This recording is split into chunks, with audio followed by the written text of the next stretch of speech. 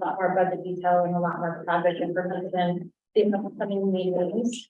So thank you for taking the time and committing for the next 3 years on meeting at least quarterly to kind of be that financial oversight. And then this committee will report back to the school board annually.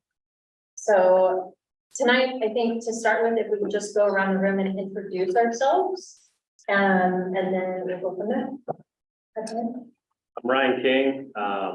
I've got 4 daughters, 3 of which are currently in the elementary school system, 4 away, 9, 7, 5, and 3. Just trying to be as involved as possible. I'm Christina Cook. I have 3 freshmen and a 4th grader at Forest Grove. And same thing, we're just very involved parents who want to have a finger on the pulse of what's going on. Valerie Ingram, school board member, and I'm a parent of 2 seniors at Forest Grove.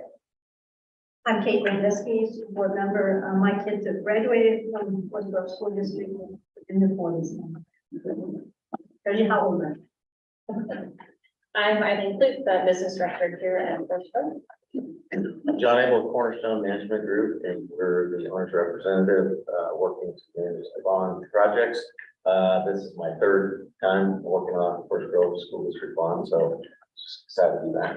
Yeah, Rick Reynolds, Cornerstone, and we have a good team here. We have myself and 3 managers. We've already started a lot of bond planning meetings, and we'll go over the schedule that we put together and some of our budget detail with you as we go through the evening. My name's Andy Knapp.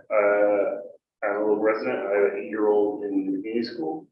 And like a few of you, I'm just looking to get more involved. I'm Blake Wandell, actually born and raised in Forest Grove, still reside here. So interested to help out with where I can with the different projects and school stuff. I have an 8 and 12-year-old in the school district right now. And so like all of you looking to help and be part of it. So. My name is Caleb Ivy. I own a local home inspection business, Brown Level Home Inspections. Recently joined up the Forest Grove Cornelius Chamber of Commerce and just trying to get more involved with that. I was recommended to join the committee, Claudia Yakis, just for hopefully some insight on just the building and the maintenance side of it. Just hopefully we have a little bit of input on that. All right, thank you. Tonight we'll start by electing a bond financial oversight committee chair, and the chair's responsibility is really going to be helping with the agenda, kind of making sure that we're following the agenda every time, helps us set schedules, and then review and finalize the financial reports that we're going to be providing to the school board after these. So at this time, I'll open it for nominations of somebody that wants to hold as the I'll nominate Andy. Andy, do you want to nominate him back? Yes. Just kidding. Andy, any other nominations? All right. How do you feel about it, Andy? Yeah. I've never done anything like that before, but I will give it a try. If that's sure. It's not very hard. It's Yeah. just more like a title and just getting the meeting started and ending it, pretty much just on the agenda. It's not too challenging. We can help you out with it. Okay. Sounds good. So I'll second it. All those in favor? Aye. Okay, I'll nominate myself for the co-chair. Yeah. I'll second it. Okay. Any other nominations? Okay, all those in favor? Aye. Okay. Chair, vice chair. Next on the agenda tonight is just going through some of the information. You all have binders, and we'll just keep adding to these every time. So you're more than welcome to either leave them with us. We can bring them back every time, or you can take them home, bring them back every time. You can add notes. These are your binders. They all have your name on them on the spine on the outside. And so feel free to add whatever you want to them, or these are yours. In tonight's binder, you have a copy of my business card and my contact information. So as we go through this process, if you have any questions, you want us to provide information at the next board meeting or at the next committee meeting, definitely let me know in advance so we can make sure we're giving you guys everything that you need for this committee. So don't hesitate to reach out. Then the next thing that we have in here is a copy of the charter. This was adopted by the school board in January. The bigger things that are part of this committee is really to, let's see. So the committee is open to the public. Everything's going to be recorded online. All of our materials are going to be online. So it will be publicly held meetings. The purpose of the committee is to review the progress of the school bond and then review the programs and monitor the spending and schedules. So to make sure that we're on time, we're on schedule. And then you'll just look at and we'll provide updates on any budget adjustments or changes to you guys. We'll meet no fewer than 4 times, so preferably quarterly. We'll decide a schedule tonight on what that will look like. The committee is no more than 10 community members and 2 high school students. We do have 2 high school students, but they both have commitments tonight. So neither one of them will be here tonight, but hopefully they'll be here at future meetings. What year are they? Juniors, I believe, both of them. Yeah. So they'll be here this year and next year, but then we might have some rotation. Kind of wondering. Yeah. All members of this committee is appointed by the school board. And me and Cornerstone representatives are also going to be attending every meeting, just help provide information and serve as support for you guys. And then lastly, we'll provide an annual report to the school board on how that spending is going and anything you guys are finding. The next couple pages in here is I wanted to make sure you guys had what our commitment is to our community. So this first one is the main flyer that was sent out when we did the bond campaign by the district. And so this is what we committed through that campaign, and all of our other flyers and stuff that we sent out was all based on this pamphlet. So you guys see, as we're going through the process, this is what we committed to the community, and we want to make sure that we are going to uphold all of this. By the time we're done, we're going to make sure that we hit every one of these things. The next one is the measure. And so this is what voters voted on, and this is our legal requirement. So this is what we have to meet. And if we have any additional bond funds, interest, premium, or anything else, it has to be spent in accordance to this. So this is a great reminder of what we have to do and how we can spend those funds. The next thing in the binder is the program schedule. And so at this time, I will leave it over to Rick to talk about our bond schedule. Great, thank you. So I can tell you we've accomplished a lot since November. We have a bond management team. We abbreviate everything in the construction business, so that's our BMT. We meet every Monday for about an hour and talk about how do we develop a schedule so that the teams we hire know when we want certain things done. So I'll just take you through the legend at the bottom. Blue is pre-design. We engaged some work before we actually started the design process with either designers or contractors that were doing design as this project. The red bar is the design phase. And if you go up and look at Cornelius Elementary, you know, that's going to be about 13 months of design work in order to get that project ready to bid. Land use projects where we made significant changes in a site. We have to go to the city and get land use approval. It's different than a construction permit. It is, they actually have a planning commission that we have to present designs to. And I'll just talk to you about Cornelius Elementary School. We're working on that application now. Hope to turn it in May or June. And we have to totally design the site. Where's the parking? Where's the fields? Where we are going to have courtyards, where's the trash truck coming in? We have to give them a site plan that describes all of that. Then we have to give an elevation of the building. Elevation is just a drawing of how it's gonna look. And we usually do front, back, and two sides. It is leading towards a two-story building right now. That's a very efficient way to build, save site. And they want to know the finishes that we're going to use, what kind of siding are we going to put on it.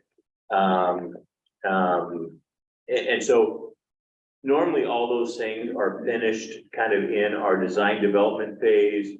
But we work with our architect and they're going to be able to do certain things faster so that we turn in an application and start that process with the city.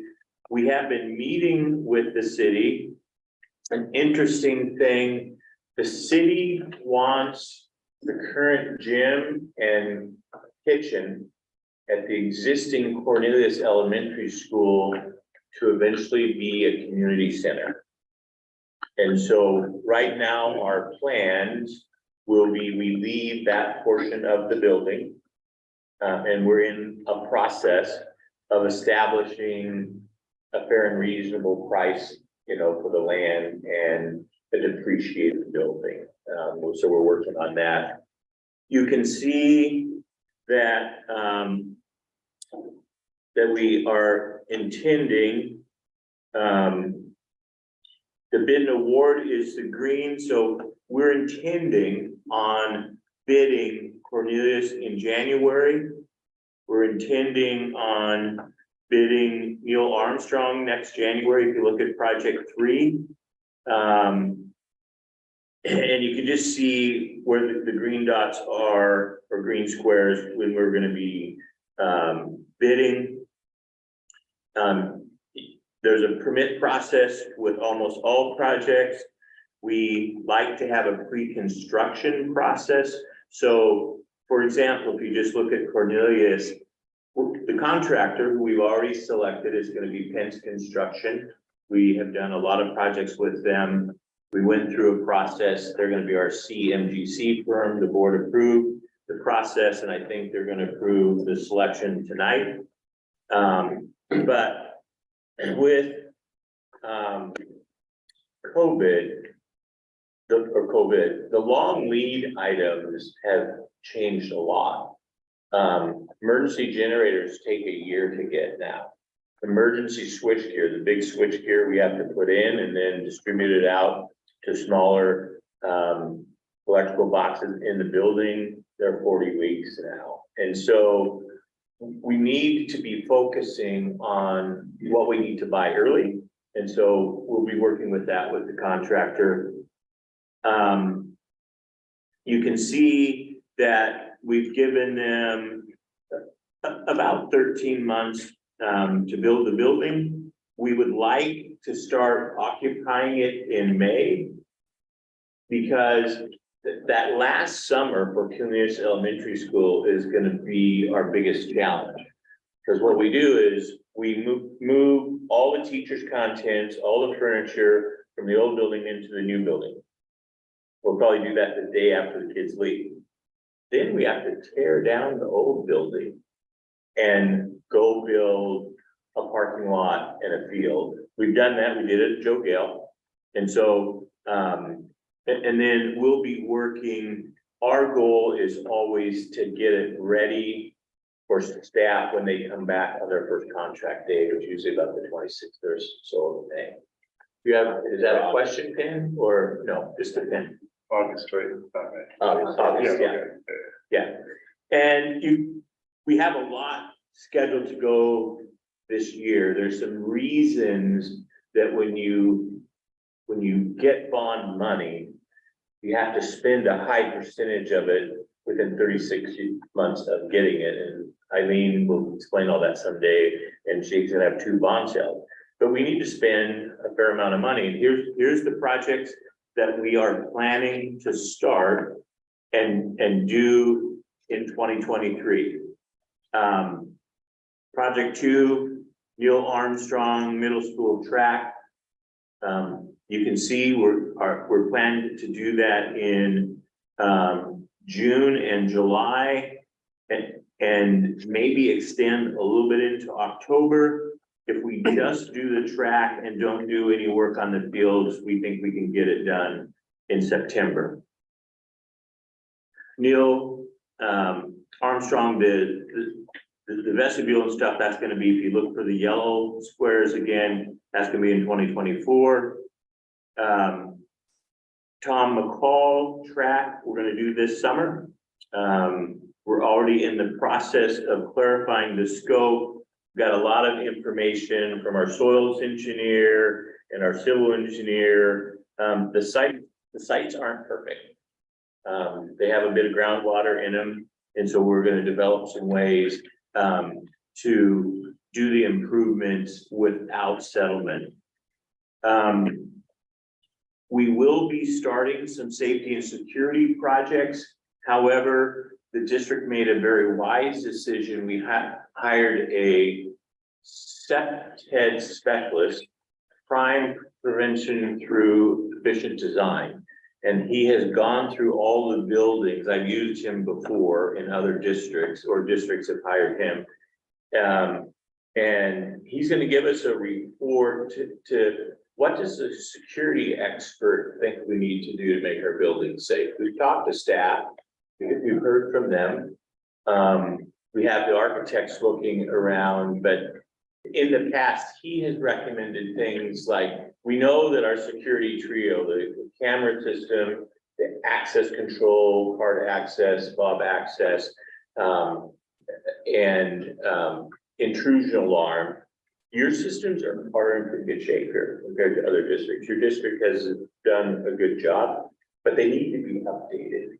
But he's going to tell us, like one place, he said, you just need to put a bunch of big flower pots outside the cafeteria windows. So big windows in a cafeteria, so no one drives through. And he has finished his surveys. He's working on a report. I think we get his draft report next week. And so we will incorporate what he recommends into what staff wants. We're not going to try to do anything at Taylor Way project number 6. As we've looked closer there, it's in better shape than we thought. We thought it needed some roofing and maybe some HVAC improvements. We will send some engineers out there, and if they decide that their opinion is we need to do something, we'll do that in 2024. Taylor Way does have projects added. It Yeah. doesn't have any engineering or architectural, but Work. we will be taking to the board tonight, the roofing for Taylor Good. Way. Good. And then it has some smaller things, but nothing for a big project. And one that the coaches and PE teachers are excited about, project 7, replacing the wood floor at Tom McCall. We have gone through a process to clarify what we wanted to replace it with, who we wanted to do the work, and I think you're taking that, does that go to the board? Is that west or east though? I thought east had the wood, This Yeah, is but west. it says west in this. Yeah. On number 7. East, it should say east. Okay, Okay, so we might want to fix that. Okay, we'll fix that, thank you. And then, Mark did a great job working with a really qualified roofing manufacturer to do some roof studies and get us prices from qualified contractors. And so it looks like we're doing 5 roofs this summer. And that, so if you look at that, for the first year, bond just passed in November, we've been working on selecting architects and selecting the other professionals. Eileen wisely has recommended that when we hire somebody, we get 3 quotes. And so that allows us to seek quotes from qualified companies and then award to whoever gives us the best price, and we're saving some money by doing that. We call it a program schedule because the program is the group of individual projects. Right now, we have 17. We may buy some things outside of our big projects. You can see in 2024, you know, we will be building, Cornelius will do the security entry, vestibule and make line of sight better at Neil Armstrong. And then we have work planned at Tom McCall, Echo Shaw, Harvey Clark, and Forest Grove High School. And then the following year, we have 5 more projects. So any questions that we can help? So this is an informational exchange. We're going to share a whole lot of information with you, particularly as we just start getting launched. And what normally happens, you ask a question. If we can answer it tonight, we will. If we can't, we'll bring you the answer back after we do some more work in the future. So, And this is just the start of the schedule for Yeah. the projects. yeah, Initially, we had them all listed out by building, and we're already starting to pull pieces that make sense out into different projects, like the roofing ones. Those are ones we can get knocked out this summer, we could get going on. So we're already starting to pull them out of the other projects and move them up into their own project. And like there's some HVAC work that we're taking to the board tonight that's pulling them out of those individual projects. So as we see things that can get done faster or that don't need to be grouped in major building projects, we're pulling them and trying to get those grouped differently that make more sense. So we're already, it's not just because it says Tom McCall's not gonna get done until, you know, the 3rd year. We're already doing the gym in the 1st year and some roofing. So this is just kind of our starting point. The other thing I would add is that we're doing seismic assessments too at 5 buildings. We went through a process to hire a firm to go review those. And so depending on how that, we want to take advantage of a grant potentially. And so that may rearrange the schedule a little bit, but we want to see those assessments and what that tells us needs to be done and how we look at that in the schedule. And John's right, there's a seismic grant with ODE that we can apply for. But by the time we go through the assessment process and application process, it wouldn't be until the 3rd year that we could do that seismic work. So when we get that assessment back, we're gonna figure out which one makes the most sense to do the application for, and then that one will get pushed to the 3rd year versus wherever it's scheduled, so. Because it's We're up trying to to $2.5 million Yeah. grant, so if we could get that, it would be huge. You don't really know till you submit and find the results, but we obviously want to try to get that. And there's a whole calculation in the worksheet, you know, that gives you a kind of a score, and so we'll work through that process, but we've selected KPFF to work on the assessments, and they've done a lot of work here with us, so we're excited about that. KPFF helped us through, we did the Tom McCall East Gym seismic assessment and seismic upgrade, I don't know, 4 or 5 years ago now. And KPFF helped us with that whole application process, and we got that grant of work for that one too, so it'll be exciting if we can get that again. but one thing I would add to that is, when we analyze the best way to buy, we look, is there a way to save money by buying direct? For example, we're buying the roof projects directly from roof contractors, not through a general contractor. General contractor costs us about 15%. They have superintendents, they have project managers, they do coordination. When we are doing multiple things and we think we need a general contractor to provide that coordination to keep us safe and on time and on schedule, then we do it. For example, Cornelius Elementary School, we're gonna have a general contractor help us with that. I mean, it's many phases. We're gonna be building while the students are still going through the school in the existing building. We have to work through all of that. We're gonna have construction traffic when buses and parents drive. But for the roofs and some of the HVAC work that we're doing, if we buy it direct, we could be saving the taxpayers 15 to 20%. And so it takes a little bit more coordination by part of our bond management team. Sometimes Mark's got to do more, sometimes John's got to do more. Becca and Emil are here helping us and stuff like that. So we try to find the most efficient way to buy so that we may have savings. And if we have savings,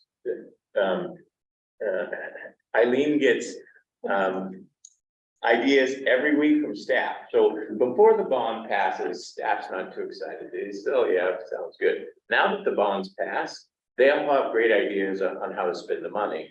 But what we're committed to do is do the bond promise first and then see what we have left over. Any questions on the program schedule? I have one. Sure. So you mentioned 36 months. All of these are within 36 months. So, and is this the? We haven't sold all the bond yet, so, So I'll go over that in the next. Oh, yeah, okay. Okay. yeah. So, Jill I explained that. have a follow-up question. Okay. You also mentioned long lead times to come for, and that has changed in, you know, in the past few years, probably. Does that, how much risk does that add to the tail end? Any? Well, we do about 50 projects a year. We're working in 5 school districts all in Oregon right now. One of the things that we've done with COVID is we talk to 20 contractors in any given week. And whatever we hear from one, like if somebody says, uh-oh, the door hardware all of a sudden became 30 weeks. We tell all our project managers. So part of it is really listening to the marketplace and adjusting to it. There are certain things that you can't accelerate, like switchgear. John's doing St. Helens High School. Big switchgear job. We're bringing a new service in there and take care of, because they have 3 separate buildings. We're going to turn it into one. That we had to adjust the schedule based upon that.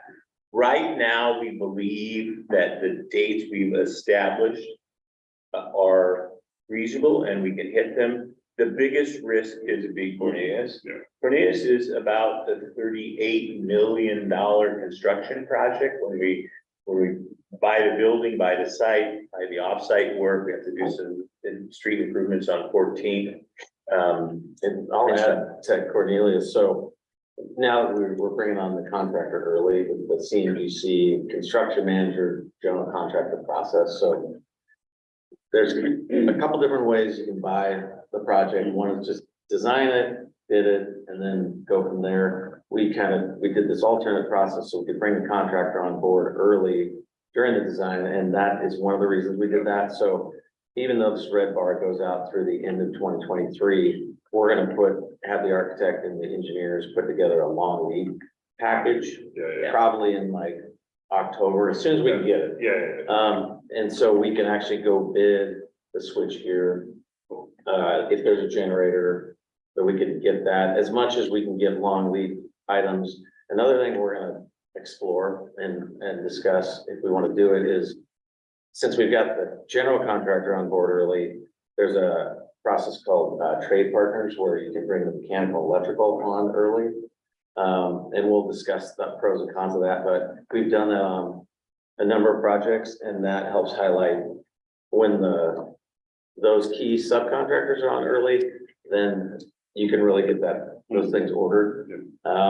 So that may be something we discuss as well, but we're definitely looking at. Yeah, sure. And it's constantly comes up, It takes a lot of work. and things you wouldn't think are long insulation, roof insulation became a huge long lead, thing, and so we've started asking roofers to buy it early and just stock it in their warehouse till we're ready for our project, so.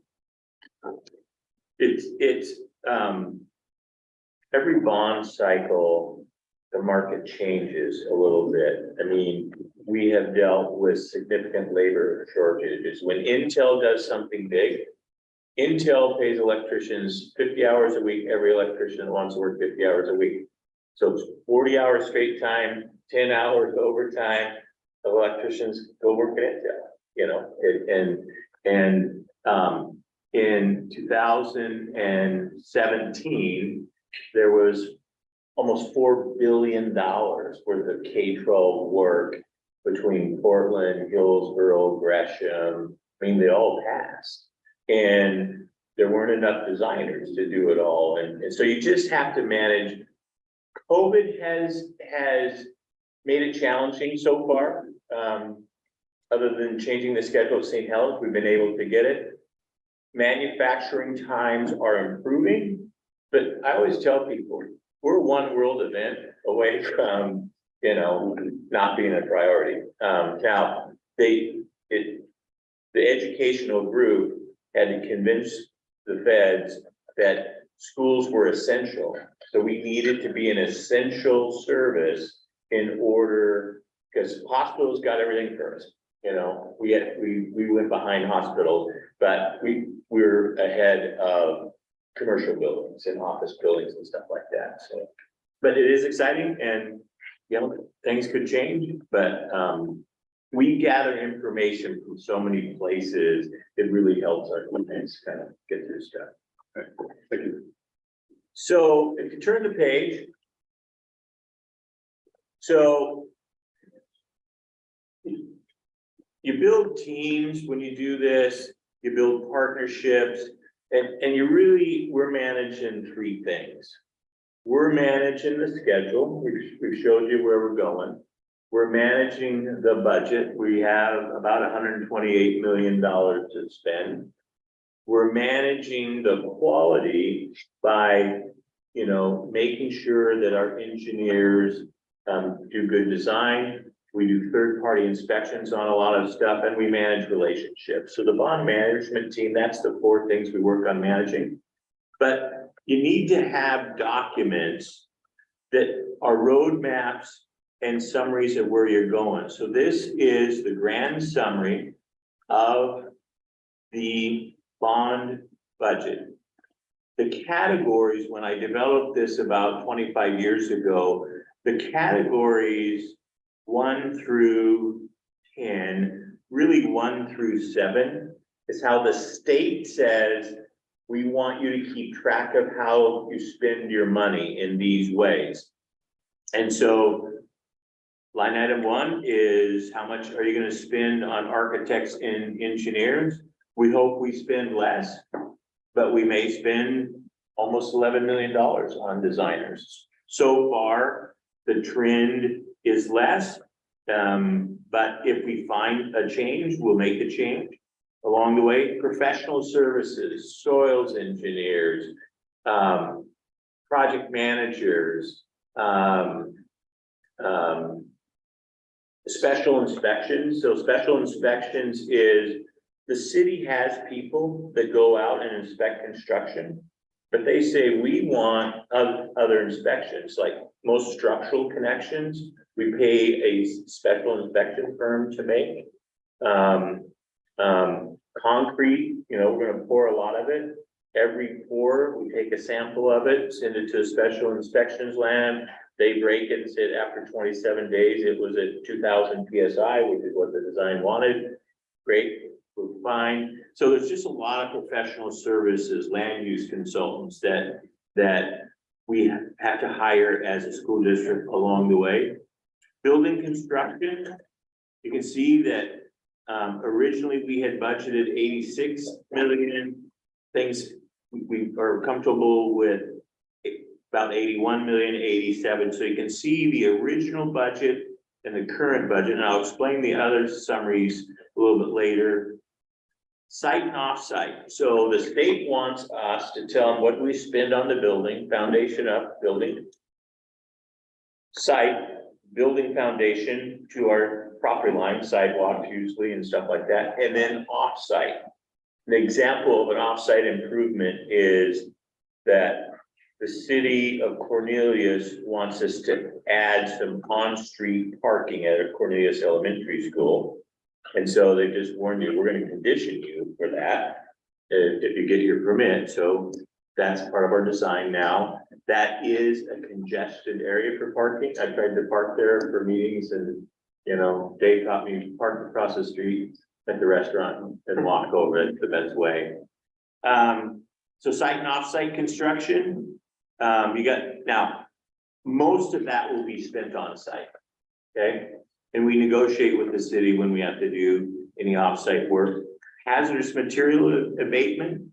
Old buildings have hazardous material in them. We have to take it out before contractors do much work on it. Furniture and fixtures.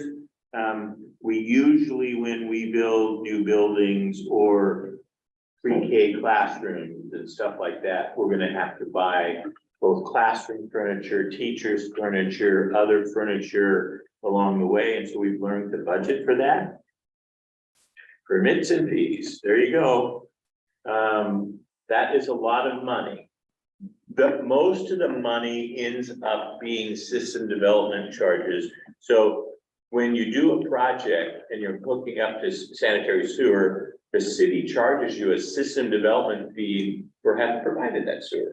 Even though it was paid for with taxpayer money, they get to collect money for that. They get a traffic change fee. They get one for stormwater. And so we have learned to budget for it. We negotiate hard, Cornelius. We only want to pay for the additional toilets we put in, and we only want to pay for the additional storm lines we put in, and we think we have a strong case, unless when it was built in the 50s, you didn't pay any fees. They may have a right to say you've never paid to hook up to our wonderful system. So we got some work to do there. As needed is usually if a district is buying land for a new building. And we are not at this time, so we didn't put anything in there. Owner contingency, you should feel good about this. The owner contingency is uncommitted money that the district may move in the event that we see something that we budgeted that either didn't cover all the scope, you know, we thought we only needed to replace door hardware in 15 doors and we needed to replace door hardware in 40 doors. And if the budget doesn't cover that, we would ask the district, and we go through a process that we would ask the district, would you move money from owner contingency up to a spendable line item? So did that just change the original budget for that and the current budget because we saved some money somewhere else, so you were able to add it? We reduced the budget for construction. When we did all the budgets. When we did these budgets 2 years ago, we were really concerned that inflation would stay. There were years when the same thing would cost 6% more the next year. And when I looked at, we could be spending money here for 5 years, we were really conservative. Prices have come down. The projects that we have bid in the last 3 months, coverage has been great, which helps with prices. And prices have been good.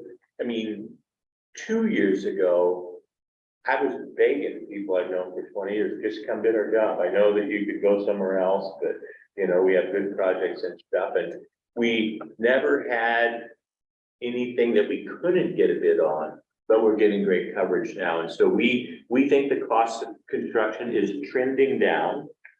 But all we did was put the money in owner contingency so that it's still there in the event something changes in the trends. But that is, we kind of like to do is if we, because really when we're designing the project, we just share like 3.0 with our design team. So we like to keep that a little bit tighter number, because if you see, oh, I've got all that money, it's just designed to the budget, but if we tighten it up a little bit, it's like keeping it in our side of the books. And if we need to bring some up there, we've got it, but we, just want to make sure that we're designing an efficient building and we don't just think we've got the money. things to feel good about, and then I'll turn it over to Eileen. She has more detail on breakdown for budgets. The district is willing to provide some coordination and oversight in order to save money when we buy direct. That's a big deal. If we say 15% on half the projects, 15% of 80 billion is a lot of money. We have a very well-funded owner's contingency. I think it's over 10%, right? Right at it. And that is a safe place to be when we have $80 million of the construction to go by and stuff like that. So any questions about that grand summary of the project budget. The only question I have is, when you guys met or going through the budgeting portion of this, what conversation is had regarding like, you know, quality versus when you're getting multiple bids, you know, the decision to make, to go with A, B, or C. Right. And then I guess quality of materials and goods and where they're coming from, because replacement cost down the road might also be a factor. So replacement and life cycle. So I always ask our designers to give us quality options, just like Sears did it for years in the retail store. Good, better, or best. In the public sector, very seldom can we afford the best. Nike buys best. You know, Intel tends to buy best.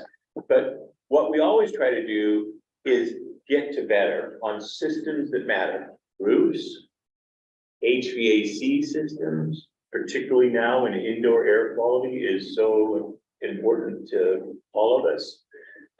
Exterior systems, walls in high schools need to be more durable than walls in elementary schools. They're just harder on them and stuff like that. So we try to have our designers give us good, better, and best options. We also have our mechanical engineer going through a life cycle cost analysis. Maybe a system that costs 10% more is more efficient. And so maybe we should spend the 10%, because one thing that's not going down, the cost of power is not going down. Yeah, and so we go through those processes, and it's really important, and we'll be able to share information. If you want to hear, what are you doing to test quality options? What are you doing to try to balance the budget as best you can? We'll share a lot of those strategies and details with you. And you'll get to celebrate bid days with us. You know, some of my staff, their favorite day is bid day, because we get to find out what it really costs, because they're all budgets until then. We usually buy things. So I think Eileen's gonna give you more detail. Well, and I think just to piggyback off of that question is, I mean, even like the conversation we had today was about the tracks. So we're replacing both Common College and Elder John tracks this summer, and we have several different options, and they range pretty drastically, but we're talking about, we could do the cheap option, but then it has potential to fail in just a few years. And we don't want to invest funds that could potentially fail. So we're looking at the total life of that investment and what our options are, so that we're not spending these funds on something that, I mean, I don't plan on going anywhere, so I don't want somebody coming back to me in 5 years saying, what you do. So, you know, that is a strong conversation, along with what is the future maintenance? Is it gonna have to be maintained in 5 years or 10 years or 15 years? And look at that cost difference for replacement. So that is definitely something that us as a team are talking about every time we're looking at a project. And lots of times we'll hire somebody that we've done work with before, or you guys have done work with and Sure. have experience, so they kind of know or have an idea of what their reputation was and how the jobs went in the past. And so we'll get some feedback on that. Yeah. Absolutely. And, you know, Dave's not here. Dave's at every meeting we have, so he's very involved in the quality discussion, the budget discussion, the options discussion, and you know, when you have 8 projects going to construction, you know, in 7 months, you know, we've got a lot going on. And then the big one, we have to talk about that every week with an architect, and we're starting to see floor plans that look okay, nothing perfect yet, but they're coming. And then just to talk about Rick's budget, we have this, but in more detail for every one of these projects that are listed. So Tom McCall's track will be, this is just the summary. So there's 1.1, 1.2, 1.3. It's a whole page on what we think the costs are going to be in budget in comparison to actual. So this is just a snapshot of the summary of all of it together, but then we have the individual sheets for every single project that we have. The next sheet that I have here is just an overview of the budget on what we're seeing today, just to give you guys some scope of what things cost and, the different projects that are active.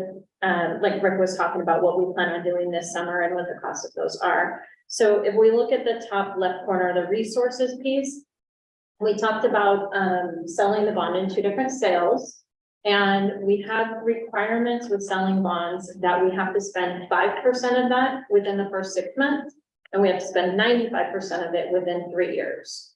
So that's why we split it out into 2 bond sales to give us that flexibility to be able to spend, and it saves on interest because we're not selling and we're not, taking out a loan on funds that we're not utilizing yet. So we did finish our first bond sale on March 28th during spring break, the first 90 million. And we did generate $10.7 million in premium. So that's the additional funds that we'll receive from that bond sale. And then we do have the awesome matching grant, which we were awarded in July. So we knew about that before we went to the voters in November. Overall resources to date, we have $107 million. And then if we add the $31 million of the second bond sale that we anticipate going out for March of 2025, for that second sale, we'll have $139 million total. The additional is that bond premium. And then we'll probably have another little premium when we do the second bond, and we'll have interest between now and then for revenue on the funds. But we won't book those until we actually receive it. So you'll see those starting to come in. So right now we're looking at $139 million of resources. And then next to that is the bond tax rate. When we went for the measure in November, we said it was going to increase by $1.50 per thousand for our tax base. And based on the 2022 tax rate, which would give us $3.67 estimated tax rate. And with the sale that we just did, we're looking at right at $3.67. So what we estimated in November versus what we're estimating now with the actual bond sale is right in alignment. Again, these are estimates because we don't know for sure until property taxes are calculated in November. So it depends on how the markets are going. But this is what we're looking at right now. We're right in alignment. As far as expenditures, we have these, this is the same project list that Rick just went over, just kind of gave a little bit of scope for budget. So Cornelius Elementary School is $62.6 million of that total bond. And that includes everything for it, the new building, the furniture, everything is included in that, and the contingency. And the top section is stuff that we're actively planning. This summer, we'll get those tracks done. We're working on, we're actively planning on the district tech projects. We're actively planning on the safety and security projects. And then the summer 2023 roofing projects, those all go to the board tonight, which is a huge chunk of this, how we're meeting that 5% minimum for the first 90 million. So those things that we're doing this summer is really to meet that, get some things off the plate that we can take care of right away and meet that 5%. If we finish all of the things right here that say summer of 2023, then we'll be at $7.7 million spent, or 7%. So we are well into that 5% requirement. What she didn't point out, but you should know, is when you got to your, if you look at right below the bond tax rate, there's a credit rating that the district had to achieve. And the higher your credit rating, the more attractive the bonds are to buyers, because on bond sale day, they could buy this, they could buy other stuff. And so the fact that Eileen was able to work with the bonding management company that helps with the sales and the strategy, the fact that you're AA plus means that's why investors wanted to buy those bonds. I mean, bonds paid back by taxpayers are seen as relatively good investments. Sometimes the percentages aren't as good as we can do in other investments, but the fact that you're AA plus is a big deal and affected that bond premium.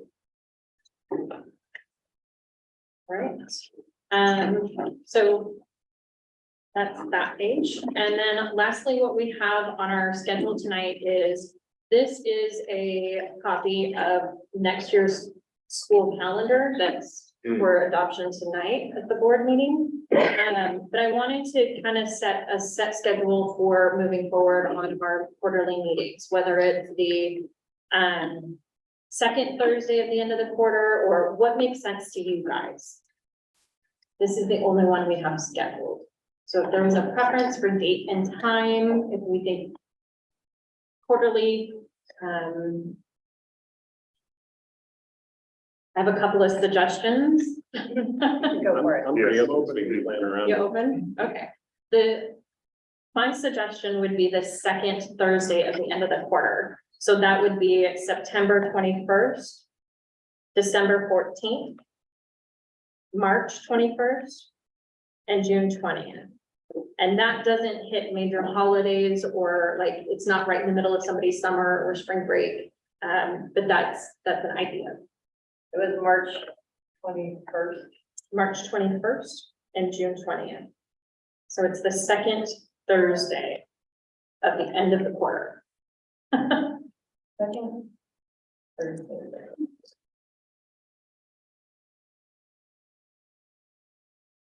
Do you need approval on that? What are you looking for? Yeah, so we can get the next one scheduled. And we'll all be roughly the same time, 5:30-ish, about an hour there. And these will be on Thursday, so they're not going to be butted up against a board meeting, so we'll have a little bit more time. So if there's a lot of activity going and we need an hour and a half, then we'll be able to have that flexibility, so we don't have something competing right afterwards.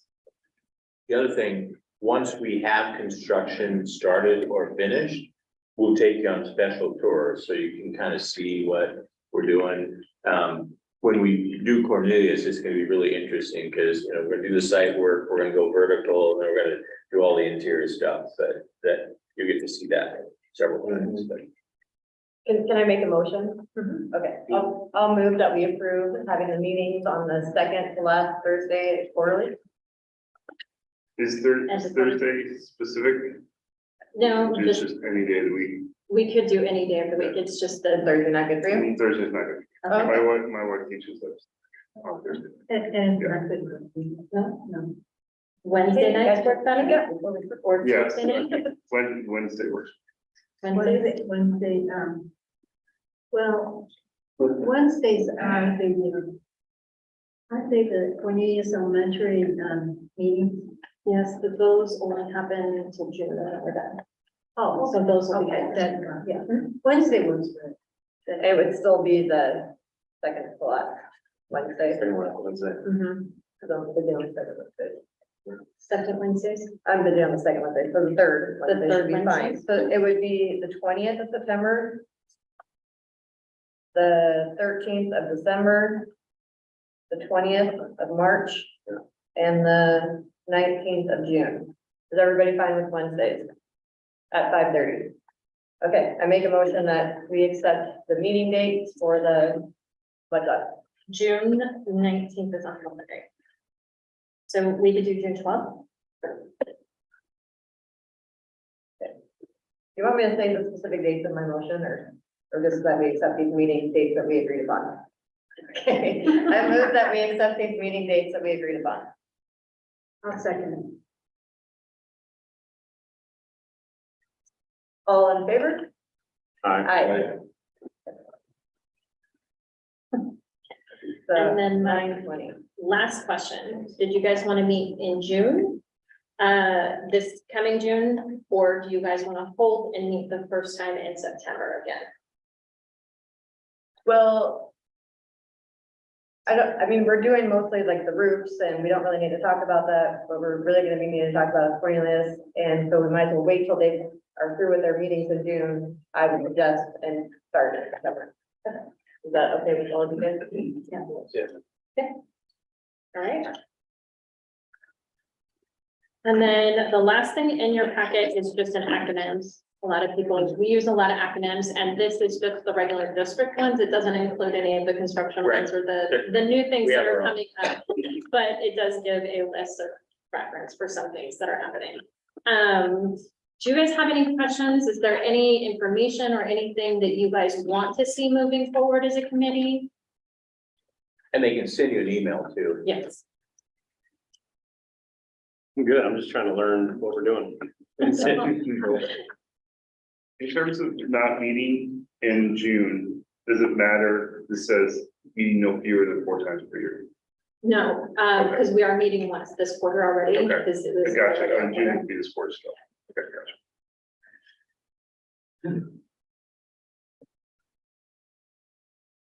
Time to adjourn. That's it. Thank you. Cool. Yeah.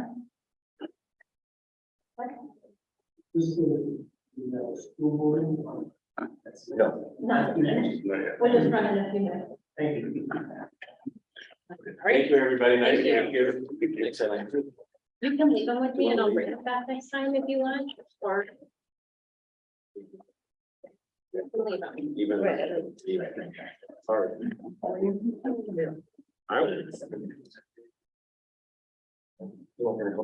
It makes some nice.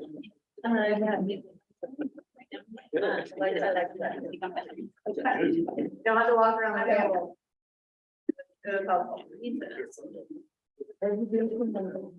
This right. Oh.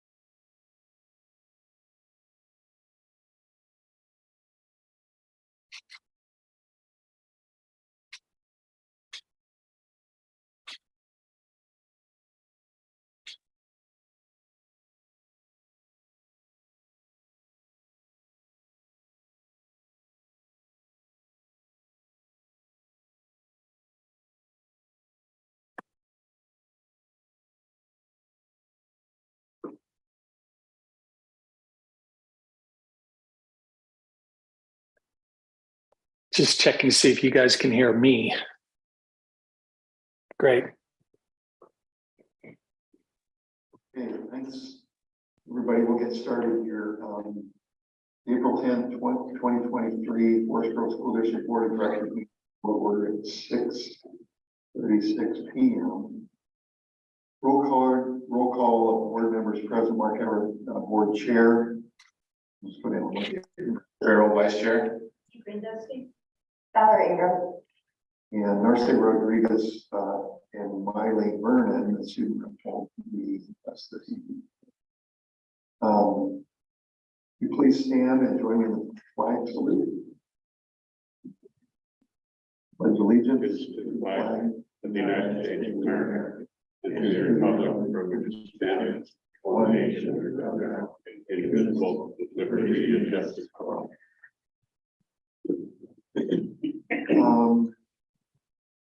Introductions of audience and staff. We'll start back. Mark Hughes, facilities manager for the district. Diana Smith, union representative. Eileen Clute, business. Brian King, parent. Pat Hess, student safety coordinator. Suzanne Cordes, teacher, union member, parent. Theo Henderson, school counselor at Billy and here. Kim Sher, director of student services.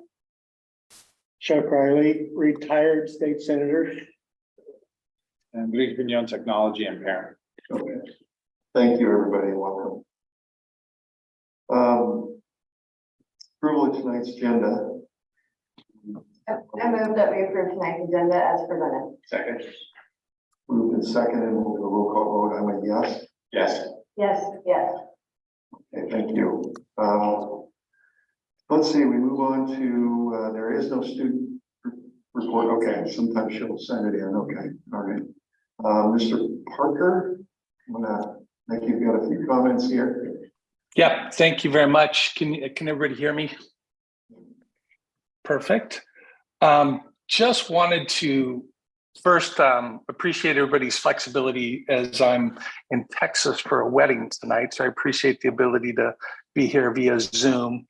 I'm going to hold my remarks down. I've got one other remark to make after the consent agenda, but I did want to just mention, I know it was mentioned in our bond oversight committee, but just wanted to kind of go through some of the things we're doing with safety and security with the recent shooting over spring break and some of those things that are happening. I thought it was informative for us to just talk briefly about one. Pat Hess is there in your audience. He is our person that we've hired to be our student safety coordinator. He has a long history as a student resource officer in the Hillsborough School District and is now working for us.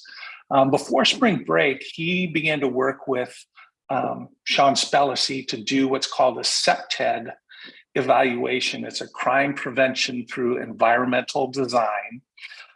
They spent the whole week, actually, I think a week and a half, going through each of our district buildings and evaluating them with students in them for overall security. Sean Spellacy, the consultant, has training in this. They're preparing kind of a comprehensive report of all the different safety and security things that they're noticing and things that we do well and things that need change. Safety and security is still one of our top priorities. It's one of the major components of the bond that was passed. And so this evaluation will be part of what we're going to do with starting to plan out all the things that need to happen across the district. We're also in the process of updating our standards response protocols and training and all of the protocols that were set up in the, I mean, we had these in the early 2000s, but as the pandemic has gone on, things needed to be refreshed. And so Pat is here tonight. Hopefully he had a chance to kind of introduce himself to you all. But we're right in the middle of kind of updating and getting ready to make some significant changes in this. So just wanted to make sure that people knew that was going on. And I would take a question or two about that if you have it. Otherwise, we'll let it go. About it. I was wondering with the cameras that are by the front doors, how much video can they see of somebody's body? And how well are staff looking at the video? Can they only see my face? Can they see a big section? Just curious about that.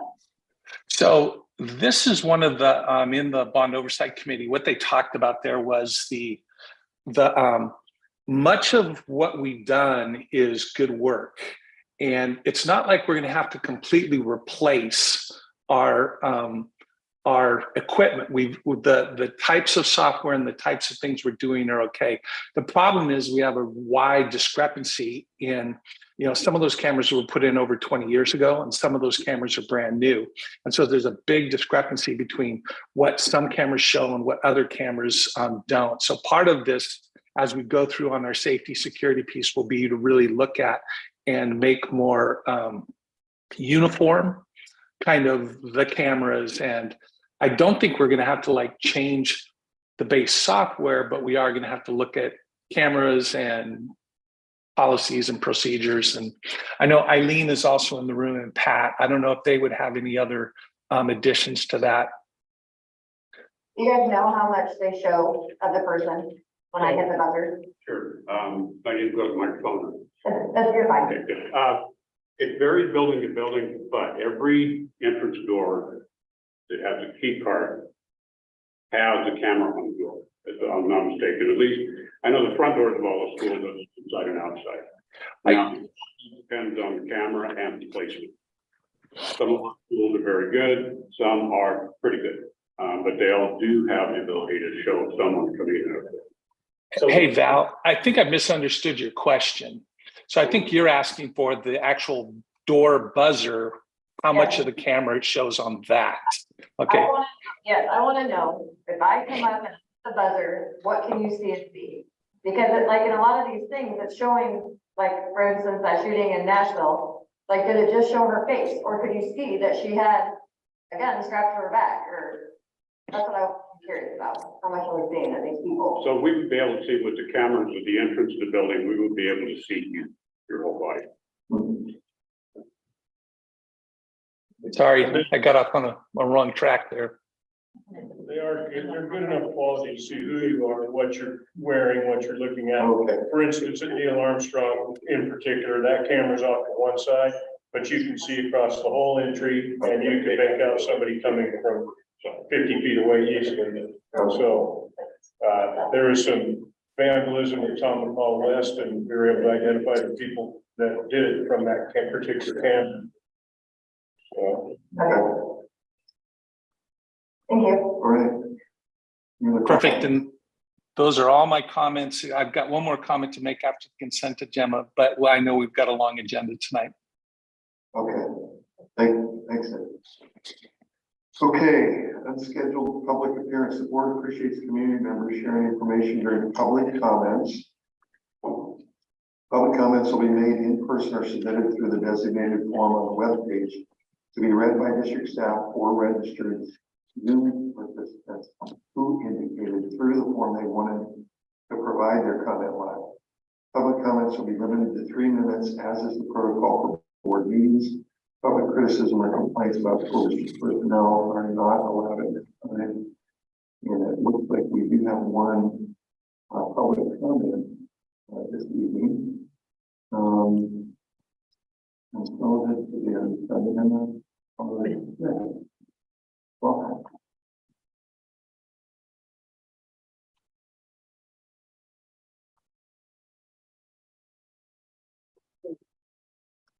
Good to see you again. So Dave, this comment is in recognition of you. This is from Serena Fitz, who is our FGEA union president, and so I'm reading what she wrote. Can you hear me? Yep, thank you. All right, so this is also a message to the school board. The educators of the Forest Grove Education Association believe in feeding children. We believe that breakfast should be provided to our students so that they are ready to learn. We also support feeding children that arrive late. There is a concern about the way that the Forest Grove School District is currently implementing breakfast after the bell. First, the Forest Grove Education Association would like to recognize the superintendent's willingness to have a deeper discussion regarding the teachers' concerns about breakfast after the bell working conditions. After many months of trying to solve things at the building level, there will be a district level committee that will be meeting 3 times in April and May. Breakfast after the bell is a district-wide system that particularly impacts the working conditions of K-2 teachers. The rigidity of the current system also has impacts at the secondary level. It is our hope that the district leadership is sincerely ready to listen to the impact that this current system of eating in unclean classrooms has had on educator working conditions, and that the district leadership is ready to do some problem solving. So FGEA would like to recognize Mr. Parker. We appreciate the formation of this committee and look forward to hearing the solutions that come from it. Thank you. Thanks, Mark. Can I just say a couple of things? One is I appreciate that it's more than just me. I mean, we're all coming together. I know that both FGEA and the teachers want to feed kids. We want to feed kids. We do understand there's challenges. And so we're going to come together and talk through all of these issues and do some problem solving. So I appreciate the comments, and we are going to sit down and we'll work together.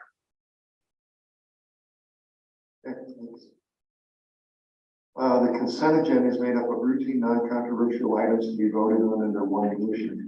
Are there any items with any consent items the board member or the superintendent wishes to discuss? I think so. I'll move that we approve the consent agenda. I'll second. It's seconded, so I do a roll call vote. Emily, yes? Yes. Yes. Yes. Motion passes. And so that's passed. Mr. Parker? Thank you, Mark. I just wanted to, in our last board leadership, both Mark and Brad were commenting that over the pandemic, I think we've gotten out of the habit of kind of introducing the folks who are coming into the organization. And it's one of the reasons why we had Pat Hess at the board meeting tonight. It's just so board members could meet him. He started at the beginning of this year, and I probably should have brought him in earlier so that you could see him and get to know his face. But the other thing I wanted to do tonight is to formally announce the hiring of Arturo Lomeli. Arturo is on the line with me. I think you can see his picture there. But Mr. Lomeli comes to the Forest Grove School District from Belton, Texas, where he served as the Executive Director of Secondary School Leadership since 2020.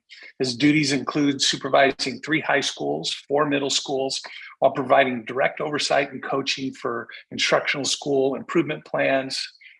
Prior to being an Executive Director, Arturo was the opening principal at Glenn High School. It's about $100 million new high-tech high school in Texas. Arturo's got a wide experience from teaching at the elementary level to assistant principal and at the middle and high school level, principal at the middle school and high school level. He's been a planning principal, building, $100 million school. He's led varied professional development sessions at all levels. And he's a certified administrator trainer in McCrell, which is kind of the leading institute around what great administrators do differently. So he's scheduled to start work July 1. We're already trying to bring him up to speed because we have all of the strategic planning work going on right now. But just wanted to bring him here so he could put a face to a name and welcome him to our district. I'm really excited to have him come onto our team, and I just was going to give him just a little bit of time here to introduce himself and say hi. Hello, everybody hear me? Okay, thank you, Mr. Parker, and board. I really look forward to working with you and getting to know you, as well as the entire Forest Grove School District and community. It's an honor, and I look forward to returning back to Oregon. It's been 7 years. It's been a great 7 years being here in Texas. My kids were born in Oregon, and we're all ready to come back home. And so we thank you very much for the opportunity. And I look forward to learning and growing along with y'all. And I just said y'all. Did you catch that? That's one of the things I've taken from Texas. So you might get some of those from me. But look forward to working with you and getting to know you all better on a personal and professional level.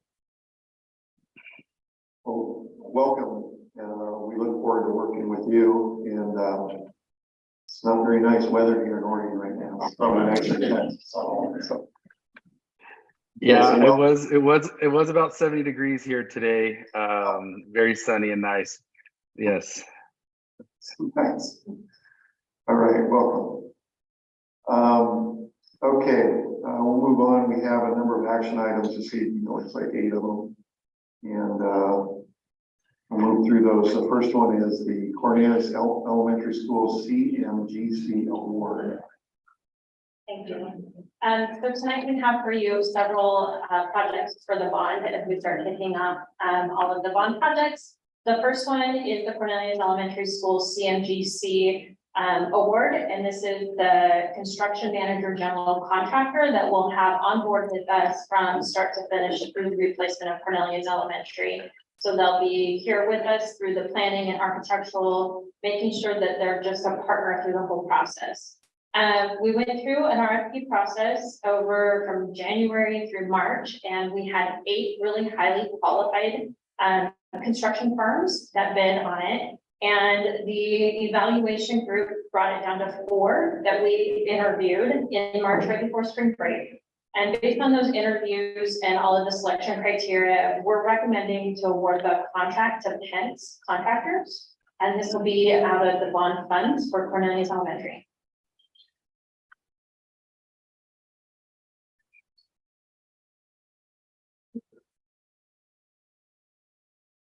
All right. I move that the board awards the CMGC RFP to Pence Contractors for the Cornelius Elementary School project. Second. And that moved in second, and no discussion. Don't think. So we'll call vote. Emily, yes.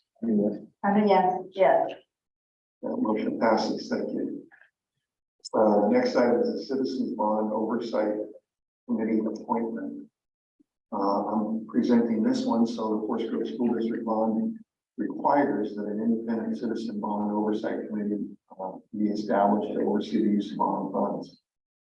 The committee will review bond program progress and monitoring schedules and spending. Will be composed of board members, no more than 10 community members appointed by the board, and 2 high school students.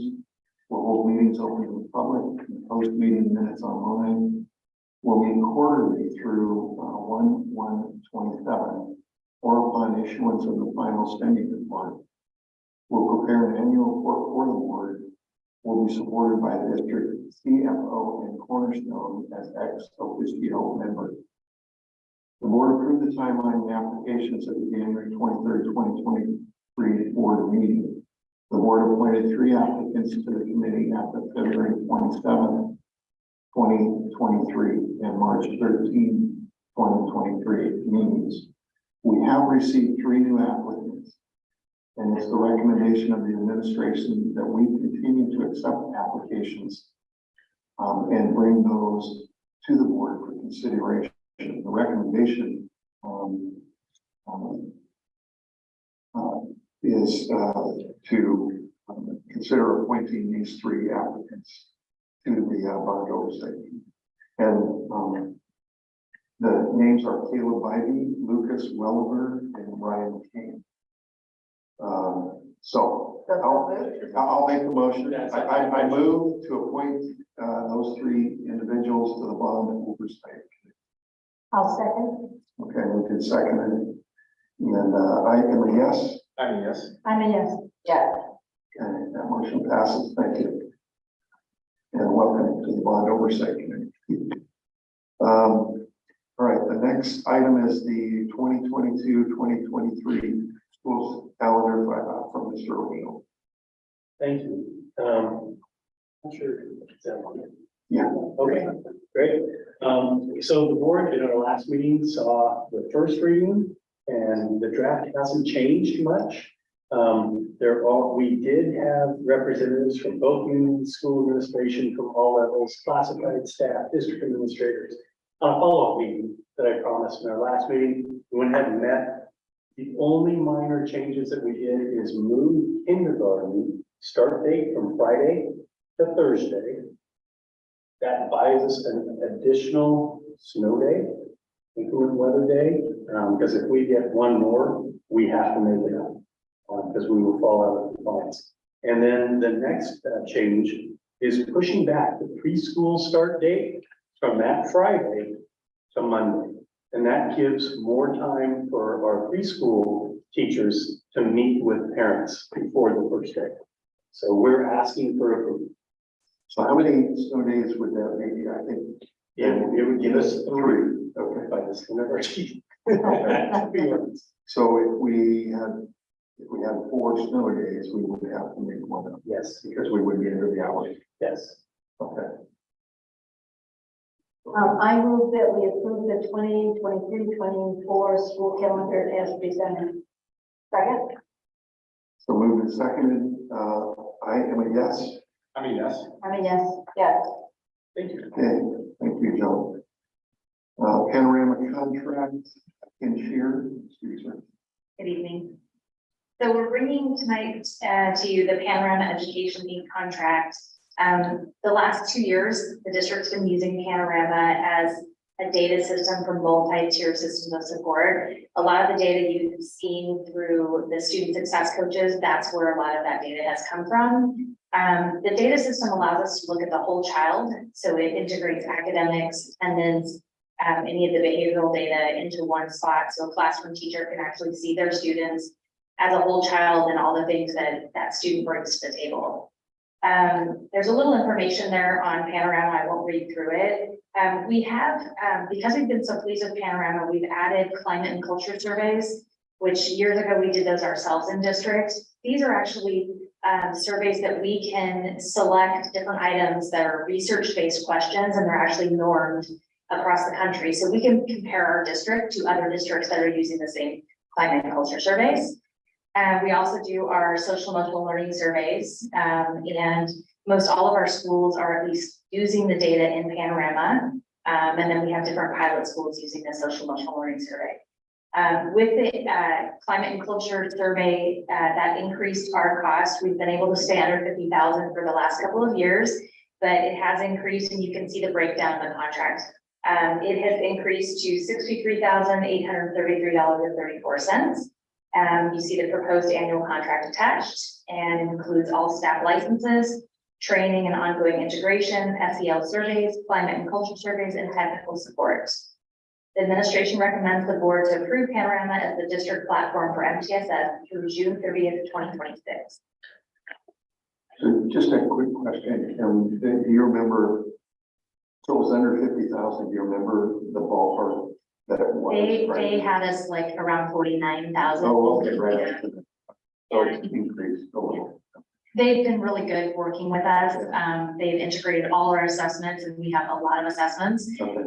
Working on that. So yeah, so we've been really pleased with their technical support. Our data person, which is Juan now, meets, and Brigetta and Christina Minica, they meet, I think, almost monthly to work out any tweaks or talk about data. So it's been a good partnership. Okay. We also, just to mention, we did get quotes from 2 other companies. One was Branching Minds and the other was Rethink Ed, and we determined Panorama really was the best fit. Okay. Okay, thank you. I have a couple of questions. Do all the teachers use this service? Do you have data collection on the percentage of teachers using this service? I don't, but I could get that. Yeah, I'd like to see that. Are IEPs in this also? Yes. Yeah. I mean, the actual document is in there, but students that are on IEPs, you would see that their designations, you can filter by demographics, also by designations of ELD, special education. Right, but it doesn't list their goals and objectives. Yeah. No, okay. I saw that there was a virtual workshop. Who handles that? So that is something that Panorama would put together for us. So that's part of their training package. So they put on a workshop of how to utilize Panorama and training, and they would do that virtually for us. And so have they done that in the past? Yes, they have. And all the teachers participate? Not all, just participating, folks that wanted to participate. So we've been rolling it out. Most schools that have SEL surveys and climate and culture surveys, they're using it. The high school's using it for their attendance data. And we're offering trainings as we go. So Christina will do trainings with Cassie at individual buildings. So it's based on whether or not the principal is ready to provide that training, but I can get the information on how many schools actually use it currently. That'd be great. How about data protection for the safety of student information? It's all protected, just like Synergy, and we have big protection in place. And there has never been a breach of that. Nope, not that I'm aware of, no. Okay, thank you. No, not at all. Okay. I'm going to move to approve Panorama as a district platform for MTSS through June 30, 2026. Okay, I vote. I am a yes. I'm a yes. I'm a yes. Yeah. Thank you. Let's do summer roofing projects. So tonight we have for you the bond summer roofing projects. We're looking at doing summer roofing at Tomahawk East, Tomahawk West, Fern Hill, Gales Creek, portions of Forest Grove High School, portions of Taylor Way. All of these projects total is about $2.5 million. Through this, we're using the cooperative purchasing agreement and Garden. And it would be similar. This is a restorative coating like what we did at Neil Armstrong last summer. So at this time, we're looking for approval for the roofing projects listed.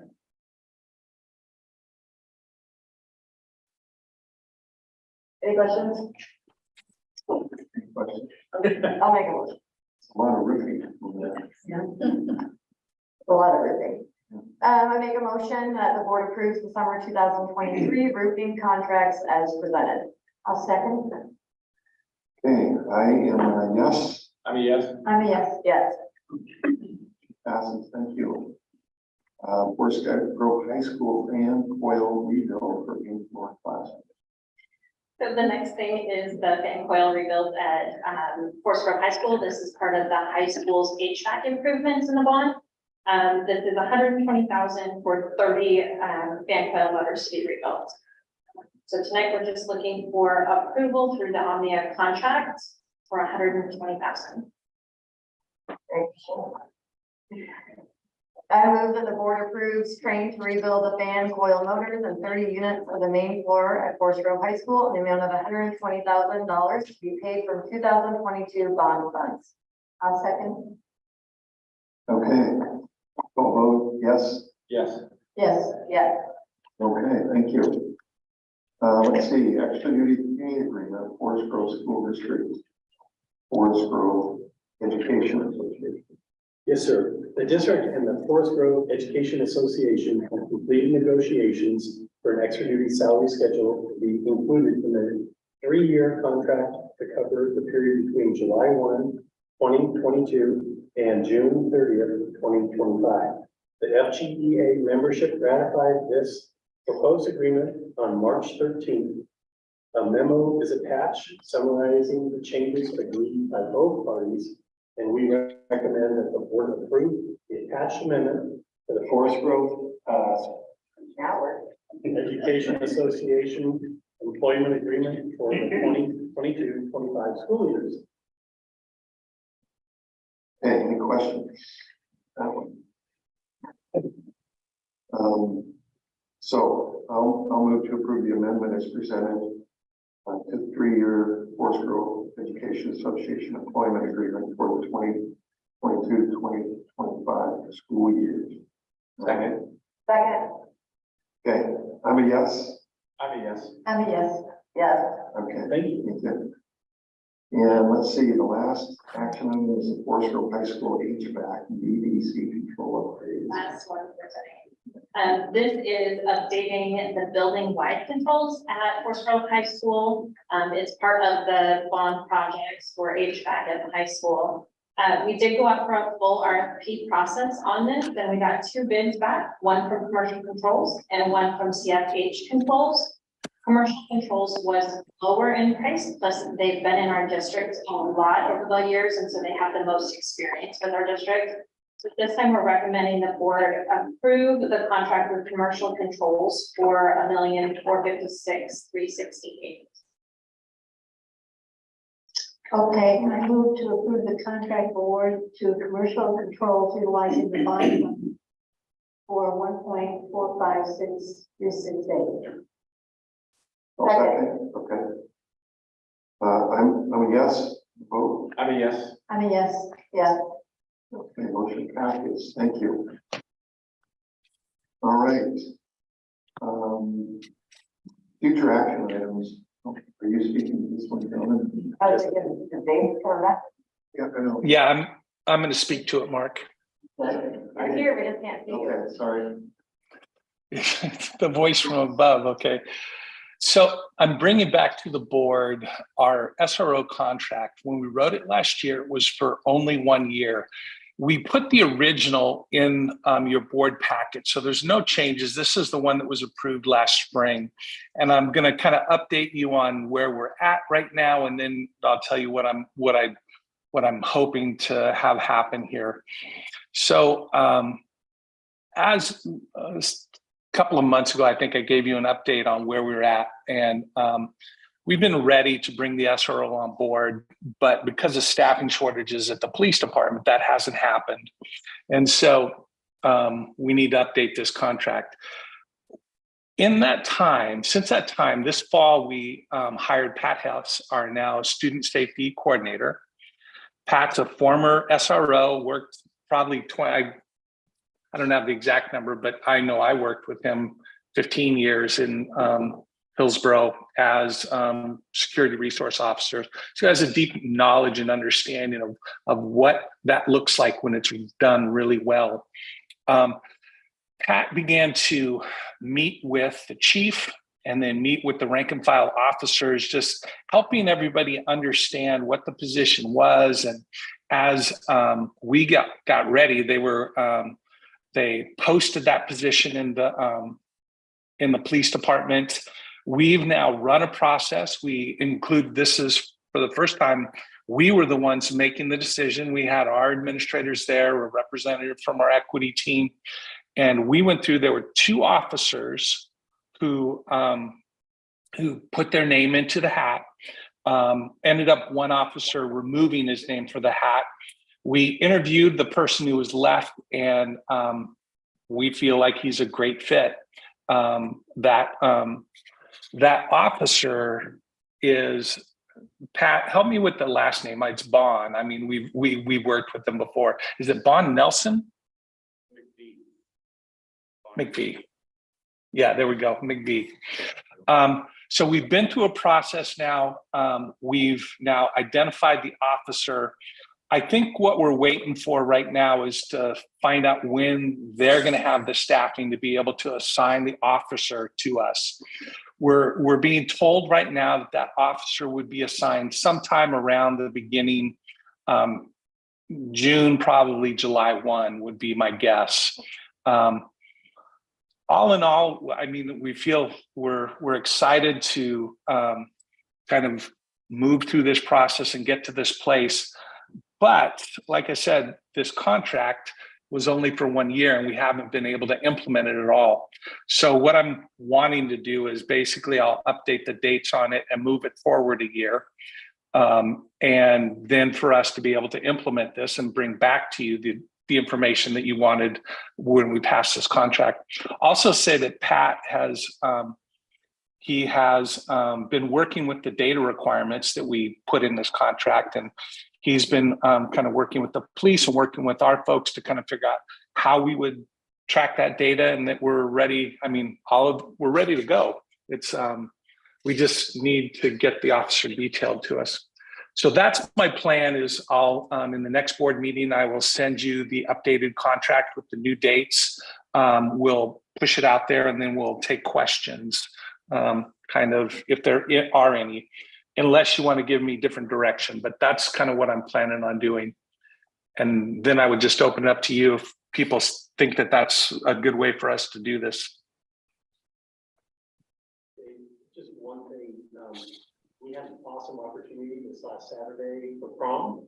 And we requested an officer, and Vaughn with B showed up, and he was our officer. No. And to see the interaction with all the kids, and what's really fun, is we had seniors, boys and girls, asking for stickers. And they put on their suits. I kid you not, it was good. I think that's exciting. Dave, I have a couple of questions. You can either answer them now or at the next board meeting. So when I read through it, how are you going to make sure that the SRO fulfills all of the things that the training that they need, you know, equity? So two things. One, and I'll also I should give a chance for Pat to also provide some his thoughts and feedback. But what I will tell you is this: is we identified all those trainings that we identified in that contract. We already have portions of them done. The officer, when he comes on, will get sent to the National SRO Training Center. That'll be one of the first things that happens for him. Then a bunch of those things are things that we'll put on, the safety care kind of restraint training. He won't have to do it, but we laid it in there as things that we would have make sure that he knows about. There's a bunch of things that student services, our trainers in student services will do, but Pat has actually kind of looked through those pieces, and we began to identify what the schedule would look like.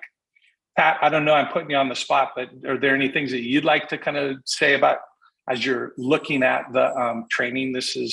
You've done this job for 20 years, 15 years, so. No, we looked at the training the board requested, and we'll be able to plug the officer into that. As Dave mentioned, Vaughn will go through an 80-hour National School Resource Officers Association Academy in the summer. When he comes to us, or as we have time and as training is scheduled in the district, we'll plug him into those trainings, and we can keep track of that. And as Dave brought up too, the data, the statistics that are in the contract, we have with the help of Enrique's folks at IT. We've developed a way to keep track of those so that when you ask, we can give you specific data points that match what you requested in the contract. And I know that Dave, you had mentioned that that in the November you review where we're at with the SRO, and then I think in the spring, I think that's what was in there. Yeah. How will the staff be given the guidelines of the SRO's role? Because when I was on the committee, it was really interesting. Students and staff all had a little bit different understanding of what the SRO role is. And so how are we going to communicate that to both the students and the staff? I can get that in Dave. So we will, that's the last piece we put together. And I'm working with the administrators to put that together, and we'll be chatting with some kids too. I have a very, very good idea what the framework should look like. Just want to put Forest Grove name on it, and to make sure that it matches what the board wants and matches what our administrators and our kids need. And so when will you implement that? Well, that'll be done before the end of the school year. Yeah, but it'll be absolutely ready to go. Everybody will have it in hand by summer. On that sheet, it was under number 7. What is Access 321 Insight? So that is a training. There's modules that we have for folks in our organization to get online training about different educational subjects. And so it just gives access for the officer to access some of our own training. And you mentioned that we'll sign a contract probably beginning July 1, correct? That's my guess right now. Okay. And did we pay anyone for the 22-23 school year?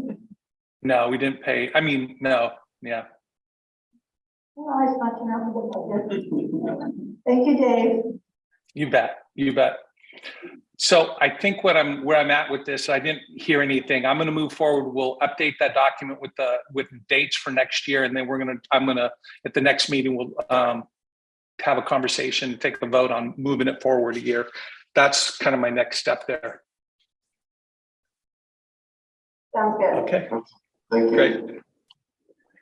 All right, last, this is a second future action item.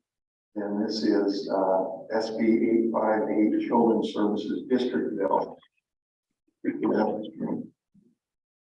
Thank you. So it's a very, very simple bill. First of all, I'm Chuck Riley. This is a Senate bill that I put in with the Oregon State Senate, and it's currently sitting in the Revenue Committee, Finance and Revenue Committee. Hopefully it will be out next week and be voted on. There's no guarantee that's going to happen, but as you well know, but it's a really simple bill. It doesn't do anything. It allows people to do something. It allows people to determine if they want a special district or to fund out-of-school time programs. And if they decide they want to do that, they can gather signatures and put it on the ballot. And if it passes the ballot, then a district would be created. On the ballot would be three things. Would be the fact that they are going to create a district. It would have the board members who would be the initial board, and it would have the maximum taxing amount for property taxes. Those property taxes would all come out of the non-school side. Well, that's in the bill, and so there's no funds coming out of school districts. Right. Any questions about this? Do you have a sense of the tax amount? Yes, if it passes the legislature and is signed by the governor, our intention is for Washington County to go to the ballot at 35 cents a thousand. We had in 2021, we had a poll, which at 35 cents a thousand, we had 78% approval. At 50 cents a thousand, we had 52% approval. So we think 35 cents a thousand is a good place to be. We all know that as you get closer to an election, that erodes. But at 78%, it won't erode enough to fail. So that's the plan if we actually get the legislative approval and the governor signs it. And we'd love to have your endorsement. Okay. And does it, how long does the tax run? Is there a time period? Yeah, so it's a taxing district. Yeah. Okay. And so that tax would run until, or something that level or lower would run until someone wants to put on the ballot to change it. Okay. Okay.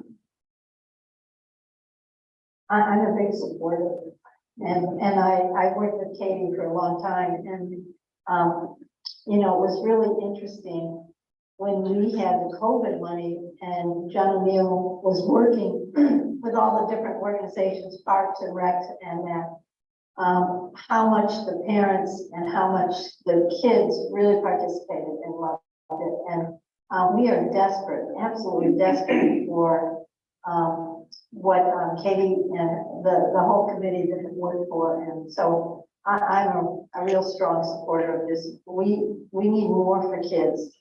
And I think for the amount of money, I think it's I think it's just so doable.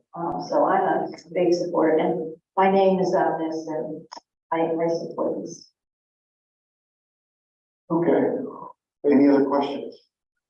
Yeah, so what you're asking of us for the next time is just for our endorsement? Correct. Yeah.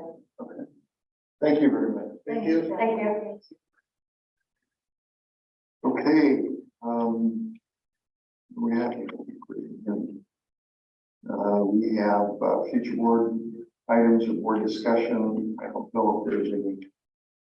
Nothing there. Are there any items board members would like to add to the current list, or are there any committees or their activities board members have attended that they would like to report on? Attendance. Okay. Enrollment report, that's the April 3rd, 2023 enrollment report, was included in the packet, and the monthly financial report was included in the packet. And there being no further business, the meeting is adjourned at 7:21 p.m. Thank you, everyone. Oh, to executive session. Yeah. Good job, Kathy. Thanks, Jeff. Kathy.